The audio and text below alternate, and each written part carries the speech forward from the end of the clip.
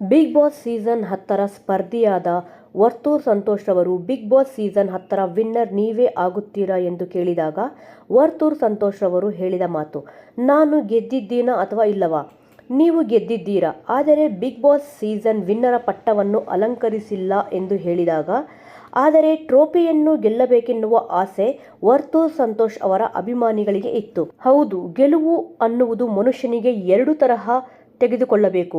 ಮನಸ್ಸಿನಿಂದ ಗೆಲ್ಲುವುದು, ಇನ್ನೊಂದು ಆಟಕ್ಕೋಸ್ಕರ ಗೆಲ್ಲುವುದು.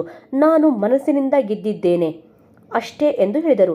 ಟ್ರೋಫಿ ಬಂದಿಲ್ಲ, 50 ಲಕ್ಷ ಹಣ ಬಂದಿಲ್ಲ, ಆದರೆ ಕೋಟಿ ಮನಸ್ಸುಗಳನ್ನು ನಾನು ಗೆದ್ದಿದ್ದೇನೆ ಎಂದು ಹೇಳಿದರು.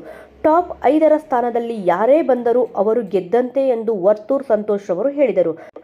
ಮುಂದೇನೂ ಇದೇ ರೀತಿ ಹಾಗೇ ಇರುತ್ತೇನೆ, ಜನರುಗಳ ಜೊತೆನೇ ಬೆರೆಯುವೆ ಎಂದು ಹೇಳಿದರು. ತುಕಾಲಿ ಸಂತೋಷ್ ಅವರ ಬಗ್ಗೆ ನಿಮ್ಮ ಅಭಿಪ್ರಾಯ ಏನಿದೆ ಎಂದು ಕೇಳಿದಾಗ ವರ್ತೂರ್ ಸಂತೋಷ್ ರವರು, ಮೊದಲನೇ ದಿನದಿಂದ ಬಿಗ್ ಬಾಸ್ ಮನೆಯಲ್ಲಿ ಹೇಗೆ ಇದ್ದೆವೋ ಅದೇ ರೀತಿ ಕೊನೆಯವರೆಗೂ ಇರುತ್ತೇವೆ ಎಂದು ವರ್ತೂರ್ ಸಂತೋಷ್ ರವರು ಹೇಳಿದರು. ಹಾಗೆಯೇ ಸೋಲು ಗೆಲುವು ಒಂದು ನಾಣ್ಯದ ಮುಖವಿದ್ದಂತೆ. ಸೋಲನ್ನು ಯಾರು ಒಪ್ಪಿಕೊಳ್ಳುತ್ತಾರೋ ಅವರಿಗೆ ಜೀವನ ಪೂರ್ತಿ ಗೆಲುವು ಇರುತ್ತದೆ, ಗೆಲುವು ಒಪ್ಪಿಕೊಂಡವರಿಗೆ ಅಂತ್ಯ ಇರುತ್ತದೆ ಎಂದು ವರ್ತೂರ್ ಸಂತೋಷ್ ಅವರು ಹೇಳಿದ್ದಾರೆ. ಮತ್ತು ಬಿಗ್ ಬಾಸ್ ಸೀಸನ್ 10ರ ವಿನ್ನರ್ ಆಗಿರುವ ಕಾರ್ತಿಕ್ ಮಹೇಶ್ ವಿನ್ ಆಗಿರುವ ಬಗ್ಗೆ ನಿಮ್ಮ ಅನಿಸಿಕೆಯನ್ನು ಕಮೆಂಟ್ ಮೂಲಕ ನಮಗೆ ತಿಳಿಸಿ.